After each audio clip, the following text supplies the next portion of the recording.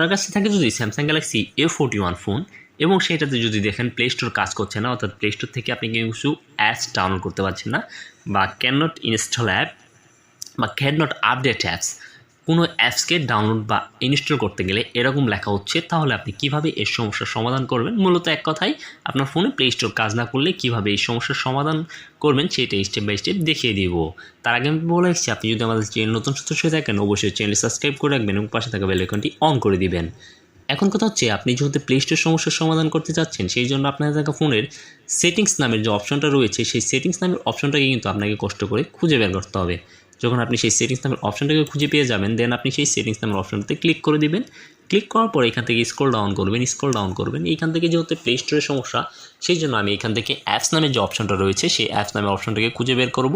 দেন আমি যখন অ্যাপস নামের অপশনটাকে পেয়ে যাব, দেন আমি সেই অ্যাপস নামের অপশনটাতে ক্লিক করে দিব।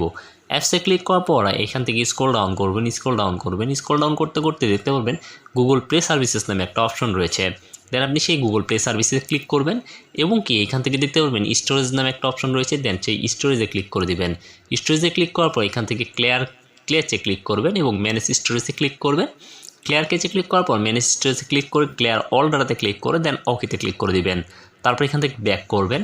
ব্যাক করার পর এখান থেকে দেখতে পারবেন প্লে স্টোর নামে একটা অপশন রয়েছে। দেন গুগল প্লে স্টোর, সেই গুগল প্লে স্টোরে চলে যাবেন। চলে যাওয়ার পর এখান থেকে আপনাকে যেটা করতে হবে সেটা হচ্ছে এগিন এইখানে স্টোরেজে চলে যেতে হবে।